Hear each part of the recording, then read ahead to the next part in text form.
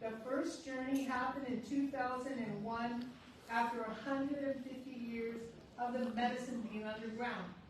So in our traditional plank canoe, the paddlers crossed from the mainland to the island, and this celebration, which was repeated almost every year after that, and still, the people on the shore will come to sing when we know that they're coming, that they're getting closer. The paddlers tell us that they can hear us, and in our canoes, they are on their knees. So our paddles are long, and you can see them, it's like this and like this. So they'll dip one in, and they'll dip the other, and it's a hard journey.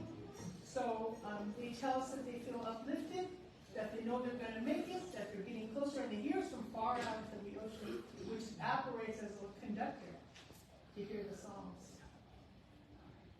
Kikuti-wum! Kikuti-wum! Kikuti-wum! Kikuti-wum! Kikuti-wum! It's coming! Kikuti-wum! Kikuti-wum! Kikuti-wum! It's coming!